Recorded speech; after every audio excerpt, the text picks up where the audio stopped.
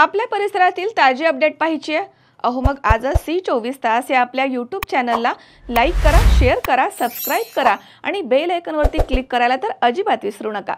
JSPM विद्यापीठाने पहिल्या पदवीदान समारंभाचे यशस्वी असं आयोजन करून एक ऐतिहासिक टप्पा गाठलाय। या भव्य सोहळ्यामध्ये विद्यापीठाच्या पहिल्या पदवीधर विद्यार्थ्यांचा गौरव करण्यात आला।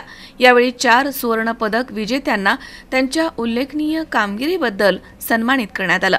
या समारंभासाठी प्रमुख पाहुणे प्राध्यापक अनिल सहस्रबुद्धे, अध्यक्ष राष्ट्रीय शैक्षणिक तंत्रज्ञान मंच भारत सरकार, तसेच अध्यक्ष कार्यकारी समिती राष्ट्रीय मूल्यांकन आणि मान्यता परिषद, तसेच प्राध्यापक तानाजी सावंत, संस्थापक सचिव जयवंत शिक्षण प्रसारक मंडळ, डॉक्टर रवी जोशी अध्यक्ष JSPM विद्यापीठ आणि प्राध्यापक BB आहुजा कुलगुरू JSPM विद्यापीठ यांच्या प्रमुख उपस्थितीमध्ये हा सोहळा पार पडलाय।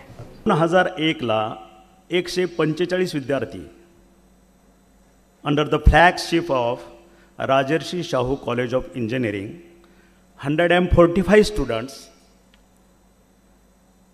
नियर अबाउट 8 to 10 स्टाफ्स जे प्रिन्सिपल सह with 145 students, it was our journey in 2001.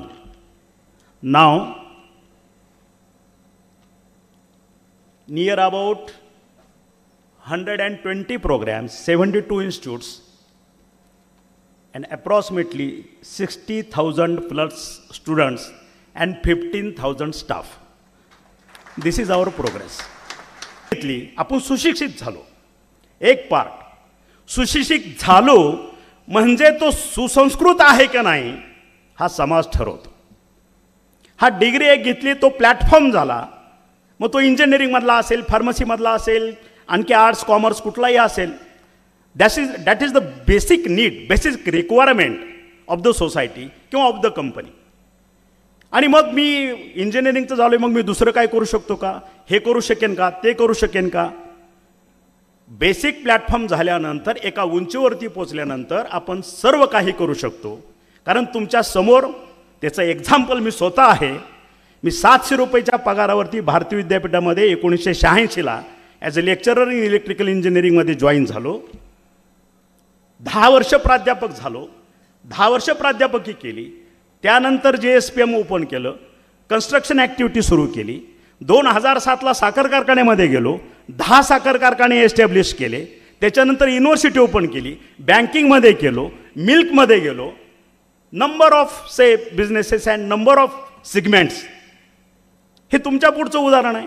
त्याच्यामुळे प्रत्येकाने स्वतःला कमी लेखायचं काही कारण नाही। नॉट नेसेसरी इथं कुठं पॉलिटिकल आपल्याला सपोर्ट मिळतो का, कुठला कलिगचा सपोर्ट मिळतो का, कुठला फायनान्सचा सपोर्ट मिळतो का, स्वतःला स्वतःचा कॉन्फिडन्स असणं आणि स्वतःचा व्हिजन चांगला असणं, परसेप्शन चांगलं असणं, आणि हे करत असताना आपल्या हेतूमध्ये शुद्धता असणं फार महत्त्वाचं आहे।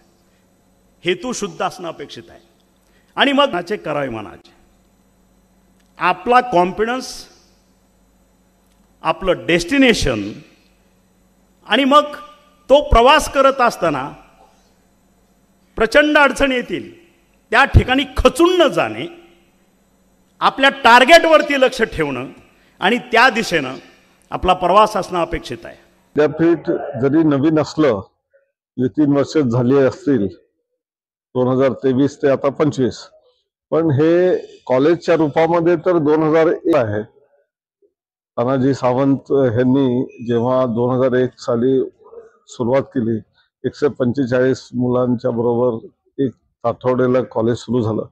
आता एक वटवृक्षाच्या रूपामध्ये 60,000 विद्यार्थी आणि अनेक 40,000 जवळपास वेगवेगळ्या लोकांचे संबंध, ग्रॅज्युएट झालेले, असं सगळं बघितल्यावर एक कमिटमेंटनी कार्य केल्यावर कसं काही आपल्याला त्याच्यातनं सक्सेस मिळतो ह्याचं एक उत्कृष्ट उदाहरण आहे। दुसरं, इनोव्हेशनची आम्ही नेहमी भूमिका मांडतो की आपल्याला इनोव्हेटिव्ह नेशन झालं पाहिजे, मग त्याला स्टार्टअप लोकांना सपोर्ट केला पाहिजे। मी आज सकाळीच पाहिलं की ग्रुप ऑफ 6-7 विद्यार्थी आले होते, त्यातला एक विद्यार्थी जो पहिल्या वर्षी असतानाच स्टार्टअप करून त्यांनी इन्कम जनरेशन सुरू केलं। एका जागेला फी भरतोय तो, दुसऱ्या जागेने पैसे कमाई करतोय। मग अशा रीतीने लोकांना सपोर्ट सिस्टम तयार केलेली असल्यामुळे पहिल्या या कॉन्व्होकेशन सेरेमनीमध्ये भाग घेताना 5 विद्यार्थ्यांना गोल्ड मेडल दिलं गेलं आणि अनेक विद्यार्थ्यांना एमटेक डिग्री प्राप्त झाल्या. अंडर ग्रॅज्युएटच्या डिग्री अजूनही 1 वर्षानंतर त्यांना मिळतील, कारण ते अजूनही 4 वर्ष सुरू झालेली आहे. त्याचं चांगल्या रूपात रूपांतरण होऊन मला वाटतं की विद्यार्थ्यांना चांगलं योगदान मिळतंय. मग त्यांना एम्प्लॉयबिलिटी हो किंवा स्टार्टअप करण्यासाठी हो प्रोत्साहन पण दिलं जातं. म्हणून माझ्या अनेक विद्यार्थ्यांनाही शुभेच्छा, शिक्षकांनाही शुभेच्छा, कारण शिक्षकांनी ह्या विद्यार्थ्यांना तयार केलेलं आहे आणि हे जेव्हा बाहेर जातील तेव्हा आपला एक ब्रँड घेऊन जातील आणि आपल्या देशाचा ध्वज आणि इन्स्टिट्यूटचा पण ध्वज जगभरावर फैलावायचं काम हे विद्यार्थी आज जे ग्रॅज्युएट झाले ते करतील, एवढं सांगून मी. I'm very happy.